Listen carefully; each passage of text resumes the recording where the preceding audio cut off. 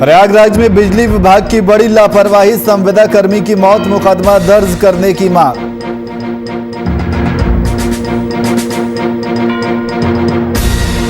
वहीं छपरा में पुलिस ने गुप्त सूचना के आधार पर की छापेमारी, 482 लीटर अवैध देसी शराब जब्त, एक महिला सहित शराब तस्कर गिरफ्तार।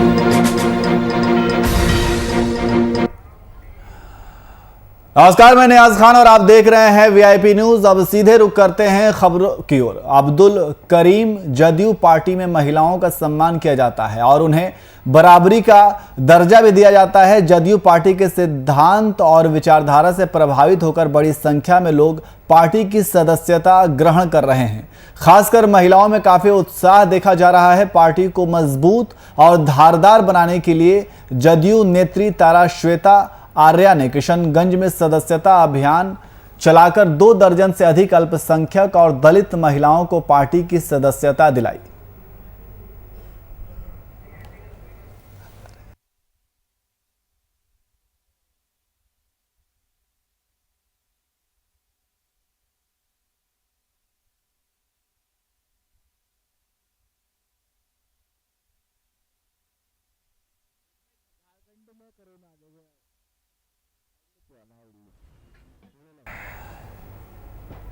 तो जदयू पार्टी में महिलाओं का सम्मान किया जाता है और उन्हें बराबरी का दर्जा भी दिया जाता है। जदयू पार्टी के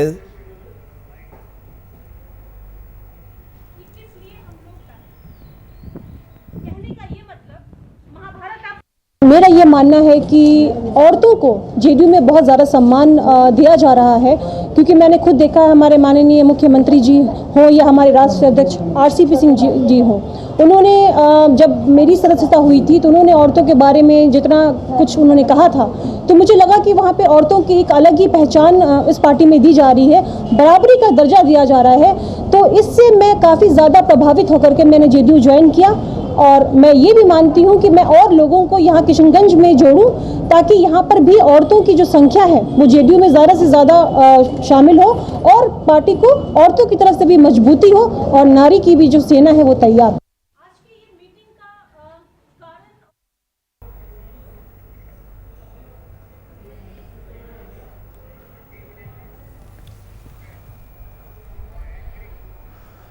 वहीं झारखंड में कोरोना महामारी का कहर लगातार जारी है, तो वहीं टीकाकरण अभियान भी जोरों पर जारी है।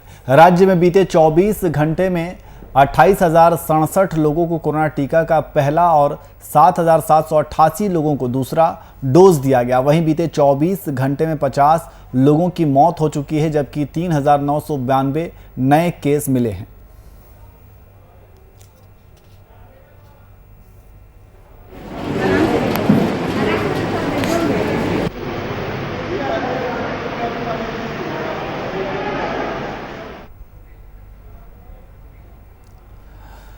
और इसी खबर पर अधिक जानकारी के लिए हमारे संवाददाता शुभम कुमार हमारे साथ फोन लाइन पे मौजूद हैं। शुभम, कोरोना महामारी का कहर लगातार जारी है और इसी बीच वैक्सीनेशन की प्रक्रिया को भी अंजाम दिया जा रहा है। बिल्कुल नियाज, देखिए तमाम कह सकते स्वास्थ्य के व्यवस्था को अब चुस्त और दुरुस्त करने की तैयारी में स्वास्थ्य विभाग पूरी तरीके से जुट गया है। लेकिन जो कोरोना के बढ़ते ग्राफ को हम झारखंड में देख रहे हैं, ये कहीं ना कहीं एक भयावह स्थिति को उत्पन्न करता हुआ दर्शा रहा है। और जिस तरीका से लगातार अगर स्वास्थ्य विभाग की बात करें तो स्वास्थ्य विभाग उन तमाम पहलुओं पर नजर बनाए हुए है कि स्थिति को कैसे नियंत्रण में लाया जा सके। लेकिन जो मौजूदा तस्वीर राजधानी रांची की देखने को मिल रही है, आए दिन 1000 से ऊपर का आंकड़ा कोरोना संक्रमित मरीजों का आ रहा है और मृत्यु की दर है वो काफी कह सकते हैं बढ़ोतरी में तब्दील होते हुए नजर आ रही है। 50 संक्रमित मरीजों की कल रात में मृत्यु हो गई थी। तो आप अंदाजा लगा सकते हैं कि झारखंड की क्या स्थिति है। और कोरोना को लेकर लगातार हेमंत सरकार भी मंथन कर रही है, लेकिन अभी तक धरातल पर इसका निष्कर्ष निकलता हुआ नहीं नजर आ रहा है। जी, तो डेली के हिसाब से कितने लोगों के टीका दिया जा रहा है? अपने जगह पर है, वैक्सीन की प्रक्रिया तमाम केंद्रों पर की जा रही है। महज रांची अगर की बात करें तो रांची के आसपास इलाकों में 52 ऐसे केंद्र हैं जहां पर कोरोना वैक्सीन लोगों को दिया जा रहा है। बुजुर्ग तबके के लोगों को पहले दिया गया, उसके बाद 45 वर्ष से आयु के उम्र वाले लोगों को वैक्सीन दिया जा रहा है। और राज्य सरकार लगातार राज्य की जनता से अपील कर रही है कि जिन्होंने वैक्सीन नहीं लिया है वो जाकर केंद्र पर पहुंचे और जल्द से जल्द वैक्सीन लगवा ले। और वैक्सीन ही एकमात्र ऐसा उपाय है जिससे कोरोना से बचा जा सकता है। जी जी, बहुत बहुत शुक्रिया तमाम जानकारी के लिए।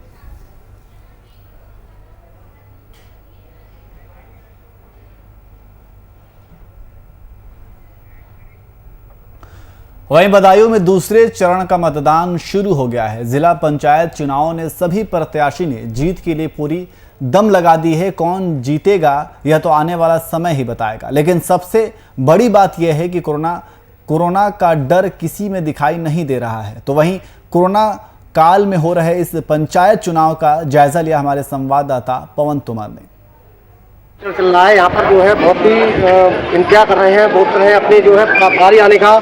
ये बताओ, इस समय जो है सबसे ज्यादा जो है डर कोरोना का चल रहा है, लेकिन कोरोना को देखते हुए यहाँ पर किसी प्रकार की सोशल डिस्टेंसिंग चाहिए। ये डर नहीं लगता कोरोना से? क्या बात है ये?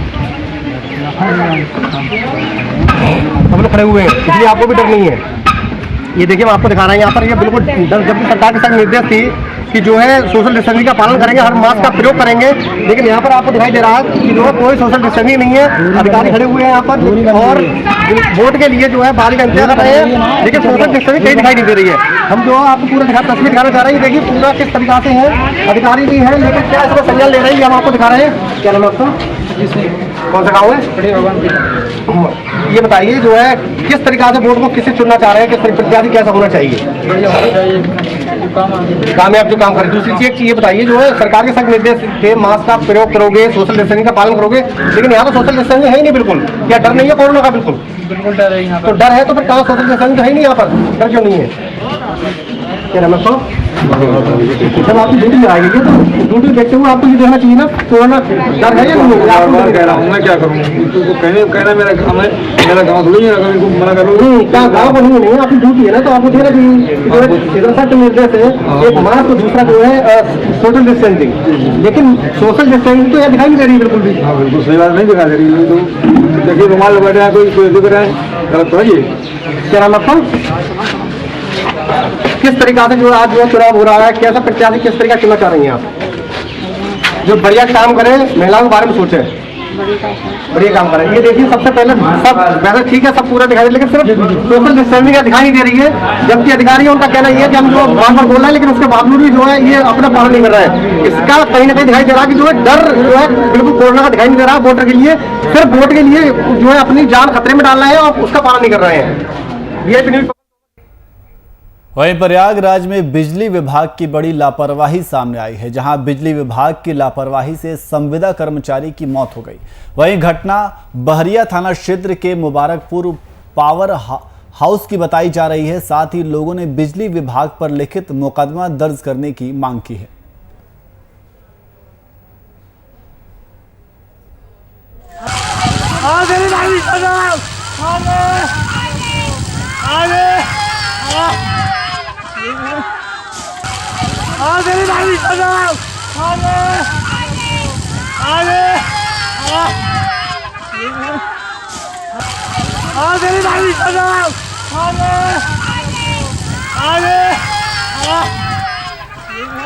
तो आप तस्वीरों में देख सकते हैं कि किस तरीके से बिजली विभाग की लापरवाही सामने आई है। बिजली विभाग की लापरवाही की वजह से एक संविदा कर्मी की मौत भी हो गई है। और इसी खबर पर अधिक जानकारी के लिए हमारे संवाददाता मोहम्मद इरफान हमारे साथ फोन लाइन पे मौजूद हैं। इरफान, बिजली विभाग की लापरवाही सामने आई है जिसमें एक संविदा कर्मी की मौत हो गई है, क्या कुछ जानकारी है? जी बिल्कुल नियाज जी, आपको बताना चाहूंगा कि प्रयागराज में बिजली विभाग की बड़ी लापरवाही सामने देखने को मिली है। और आपको बता दें कि बिजली विभाग की लापरवाही से एक संविदा कर्मचारी की मौत हुई है, जिसका नाम हरिशंकर बताया जा रहा है। और आपको बता दें कि फॉल्ट बनाते वक्त करंट की चपेट में वो संविदा कर्मचारी आ गया, जिसकी मौके पे ही मौत हो गई। जी, तो बिजली विभाग के खिलाफ क्या कुछ कार्रवाई की गई? जी बिल्कुल नहीं, अभी तक कोई कार्रवाई नहीं हो पाई है। और बिजली विभाग पर मुकदमा लिखवाने के लिए ग्रामीणों ने यह मांग की है कि जब तक बिजली विभाग के ऊपर कोई कार्रवाई नहीं होगी, तब तक ये वो धरना देते रहेंगे। जी बहुत बहुत शुक्रिया तमाम जानकारी के लिए।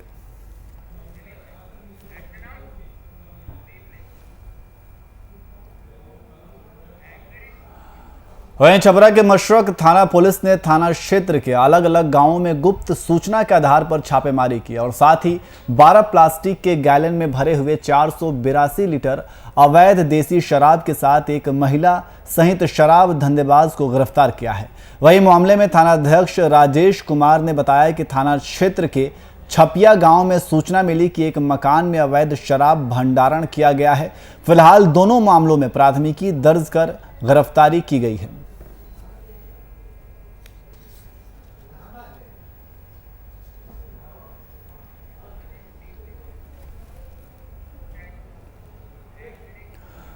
वहीं कोरोना के बढ़ते मामलों के बीच आज छठ व्रतियों ने परिवार के सदस्यों के साथ नदी और तालाब पहुंचकर आस्था और श्रद्धा के साथ सूर्य को अर्घ्य दिया।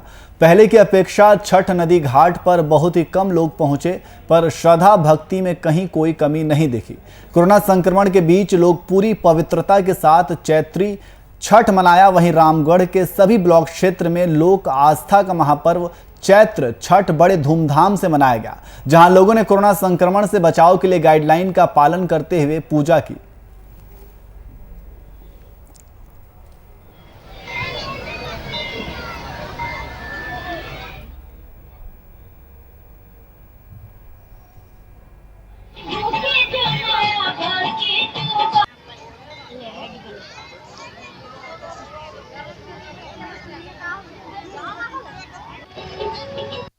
ये पर्व से हम लोग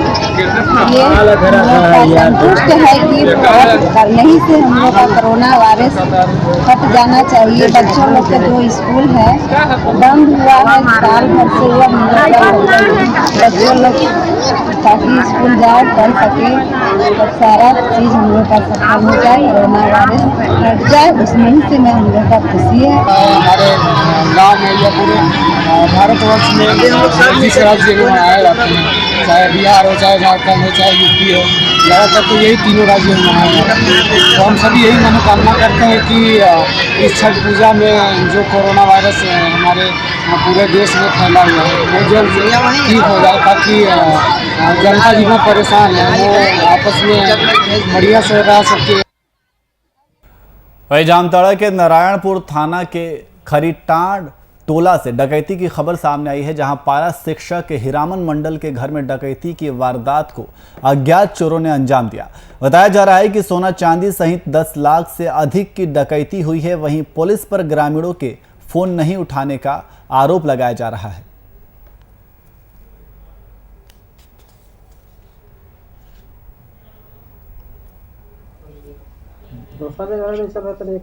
राती बाटे कहियो बाटे डकैती भेलो के बजे रात 12 बजे। बोलो कैसे भेलो, बोलो किरण मिलो मने वाके केवाड़ हम लगा लियो त हमने ठठवाल हम दियो फेर हमने हड़े सब ढुक गेलो त हमरा पिस्तौल देखा को बैठो बुढ़ीन त मार दे। त बोल तर मुकेश कहां हो, तर संजय कहां हो, बोल तर मुकेश के जेल में सड़ा दो, मुकेश संजय कहां हो, तर पति दुगो बियाह कर लूं की बोल तो ठुना हो तर पति कहले ना बाबू दुगो बियाह नहीं कर लूं। तो बाद हमरा बैठा रखल को वहां सब सामान हां सब सामान ले सब सामान लेके त हमरा वहां गेलो घर। पहले मेरे पत्नी को उठाया, उसके बाद हम दूसरा घर में सोते थे, हमको उठाया, मुकेश को उठाया, सब घर से लूट कर मैंने 10 लाख का संपत्ति ले गया। सोना चांदी नगद 300 LCD 300 बड़ा मोबाइल 2 टैब और दिखाकर मैंने ले गया। कितना संख्या में था वो लोग? 15-20 संख्या में था। पहले उधर से कोई आया तो हम लोग को पता नहीं था, तो जैसे मम्मी को गेट खुलवाया तो मम्मी गेट खोल दी। उसके बाद मम्मी को मतलब पकड़ लिया और बोला कहाँ पैसा कहाँ है, सामान कहाँ है, तो सब जितना भी सामान था मम्मी के घर में सब लेकर वो लोग पिस्तौल लाया था, पिस्तौल था, वो लोग हथियार भी था हाथ में। उसके बाद पापा का रूम गया, पापा का रूम गया तो मम्मी को भी साथ में ले गया, तो उसका भी रूम खुलवाया तो उसमें भैया भाभी रहते हैं, तो भैया भाभी नहीं थे घर पे, तो उसमें जेवर्स थे, पैसा थे कुछ, वहाँ भी पूरा सब कुछ सामान ले लिया। उसके बाद मेरा रूम हमको पता नहीं था, पापा ने खोलो तो हम तुरंत खोल दिए। तो खोलने के बाद हम तो नहीं खोला तो नहीं तो तोड़ देंगे मारेंगे, तो हम खोल दिए तुरंत। उसके बाद खोलें तो मेरा रूम में भी कुछ पैसा था तो भी ले गया और लगभग लगभग 12:30 बजे के रात लोग आए थे। वही आम आदमी पार्टी विधानसभा अध्यक्ष जाहिद अली शाह ने वार्ड नंबर 4 महराजगंज की महिला प्रत्याशी दुर्गा भारती के समर्थन में वोट की अपील की है। वीआईपी न्यूज की खास बातचीत में क्या कुछ कहा, देखिए। यूपी के जनपद महाराजगंज से आम आदमी पार्टी से विधानसभा अध्यक्ष सिसवा जाहिद अली शाह मौजूद हैं, जो पंचायत चुनाव के मुद्दों पर अपने प्रत्याशियों के समर्थन में बात करेंगे और विकास के मुद्दे पर बताएंगे कि वे चुनाव जीतते हैं तो किस प्रकार विकास करेंगे। तो आइए हम सीधे आपको बात कराते हैं जाहिद नेता विधानसभा अध्यक्ष सिसवा आम आदमी पार्टी से। तो नेताजी, आप बताइए कैसा चुनाव है और इसमें आपके कितने प्रत्याशी लड़ रहे हैं और जीतेंगे तो क्या करेंगे?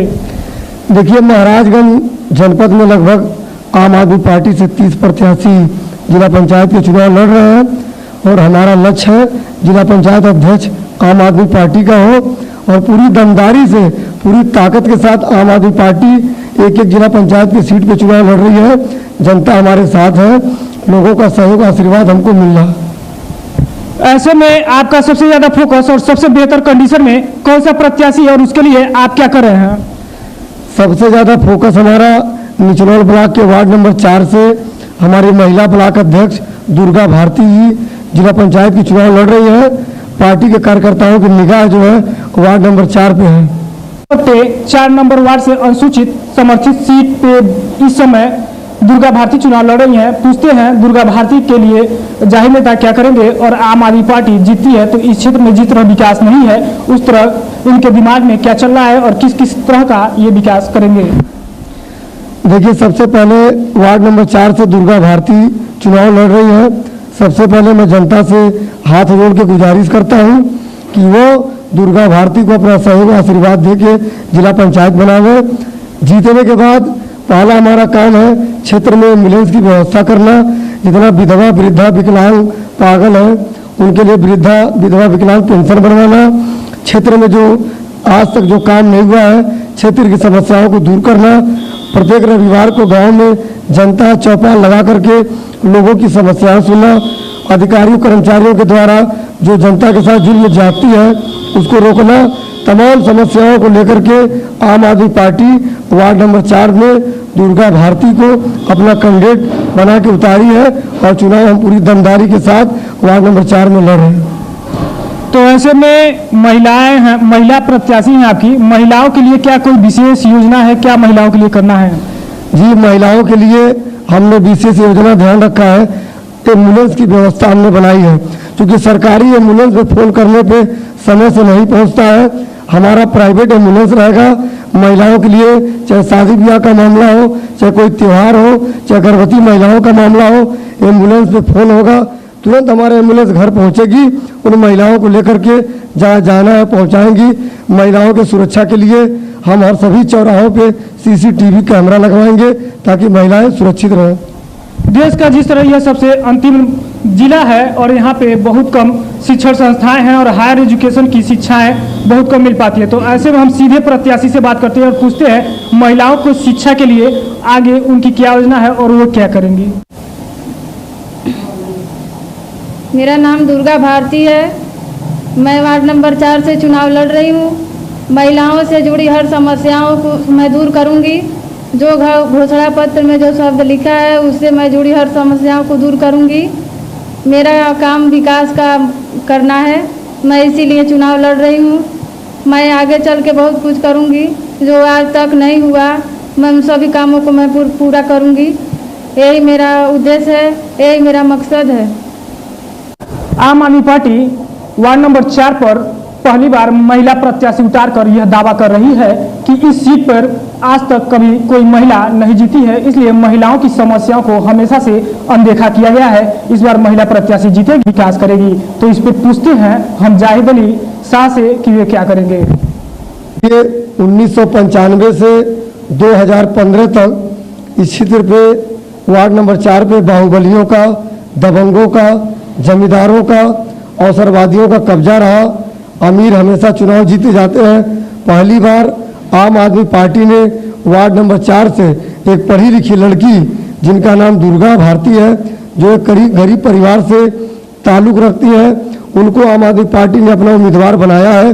और वार्ड नंबर 4 की जनता से मैं हाथ जोड़ के कहना चाहता हूं, अब तक आपने 5 बार मर्दों को वोट दे करके जिला पंचायत बनाया और मर्दों ने जीतने के बाद कोई काम नहीं किया। इस बार 6वीं बार में पहली बार आपके बीच में एक बहन और बेटी चुनाव लड़ रही है। इस बार एक बहन और बेटी को वोट देना है। दुर्गा भारती के चुनाव निशान चश्मा पे मोहर लगा करके एक इतिहास खड़ा करना है कि वार्ड नंबर 4 के लोगों ने पहली बार एक पढ़ी लिखी लड़की को, एक बेटी को जिला पंचायत बना करके भेजने का काम किया है। और आम आदमी पार्टी अरविंद केजरीवाल के हाथों को मजबूत करने का काम करी है। मोहम्मद आरिफ की रिपोर्ट के साथ बात करने के लिए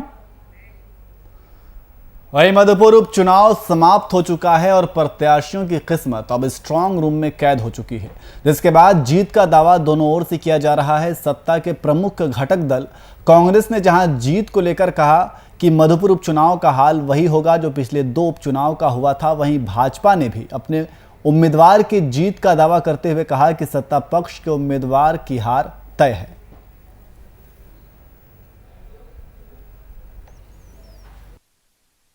देखिए, राज्य में हेमंत सोरेन की सरकार गठन के पश्चात ये तीसरा उपचुनाव है मधुपुर का। और इसके पहले जो उपचुनाव हुए दुमका में या फिर बेरमो में, दुमका में हेमंत सोरेन ने रिजाइन किया तो शिबू सोरेन का बेटा वहां से चुनाव लड़ता है।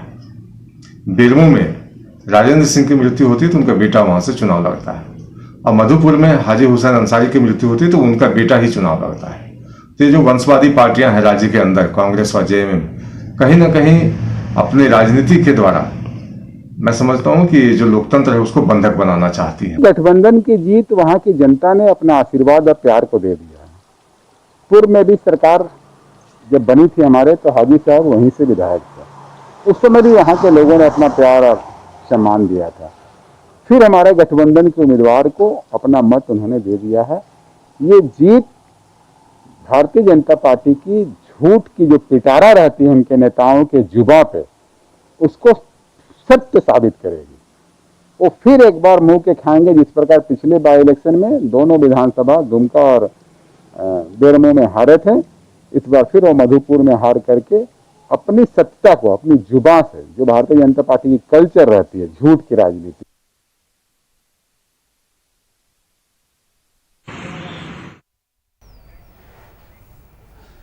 वहीं सुल्तानपुर में मतदान शुरू हो गया है। जिलाधिकारी रवेश गुप्ता और एसपी विपिन मिश्रा चुनाव की पल पल की घटनाओं पर नजर बनाए हुए हैं। वहीं जनपद में करीब 19 लाख मतदाता हैं जो अपने इलाके के प्रधान, बीडीसी और डीडीसी का चुनाव करेंगे। वहीं जिलाधिकारी रवेश गुप्ता की माने तो प्रत्येक मतदान केंद्रों पर मतदान शुरू हो चुका है। कुछ स्थानों पर गलत बैलेट पेपर पहुंचने की सूचना थी, जिससे जिले में 3012 बूथ हैं, जिसमें से 118 को अति संवेदनशील की श्रेणी में रखा गया है और वहां अतिरिक्त सुरक्षा व्यवस्था लगाई गई है। फिलहाल हर जगह शांतिपूर्वक मतदान चलने की सूचना मिल रही है।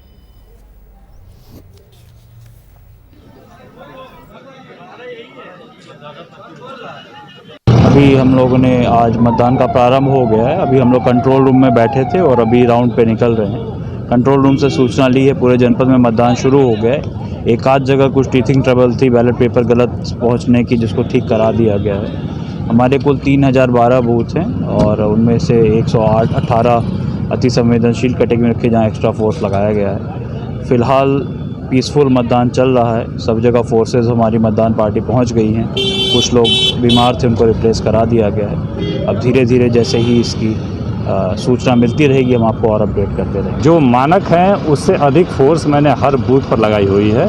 इसके अलावा मैंने करीब 18 पूरे जनपद में 36 मोबाइलों को सक्रिय किया है, जो रैपिड एक्शन मोबाइल्स के रूप में काम कर रहेंगी। और 7 से 8 मतदान केंद्रों के बीच में एक मोबाइल हमारी जो है तत्काल 5 मिनट के अंदर रिपोर्ट करेगी। इस तरह से हम लोग कई टीमों के साथ मतदान केंद्रों की निगरानी कर रहे हैं। जहां जहां सूचनाएं प्राप्त हो रही हैं, मनवर लोगों को पकड़ के थानों पर बिठा रहे हैं। उनका वोट टॉस कराने के बाद से उनको गांव में शाम तक नहीं जाने दिया जाएगा, जिससे किसी भी तरह।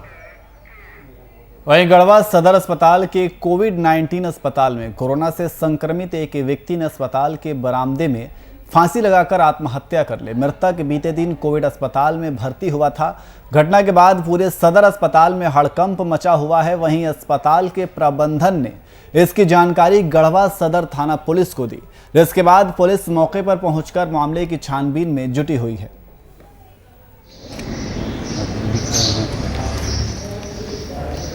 लड़का सुबह में कल आया यहाँ कोविड-19 चेक कराया, कोविड-19 निकला, उसको भर्ती कर दिया कोविड-19 में। उसको ऑक्सीजन भी नहीं मिला, कोई व्यवस्था नहीं मिला, ऑक्सीजन के बगैर वो मर गया सर। कल रात में मरा है सर, अभी तक मेरा बॉडी नहीं मिला है सर। बॉडी भी वहीं पे पड़ा हुआ है सर। पता नहीं क्या हुआ था, कल तो दिन में ही ठा रहा था वाले घर पे, ऐसे से कर रहा था, बस हल्ला कर रहा था। सुनने का तो रात को पूरा हल्ला कर रहा था। हाँ रात में हल्ला कर रहा था, वो भी कही रहा है। हम लोग खाना खा रहे थे। फिलहाल बुलेटिन में इतना ही। देश और दुनिया की तमाम खबरों के लिए देखते रहिए VIP न्यूज़। नमस्कार।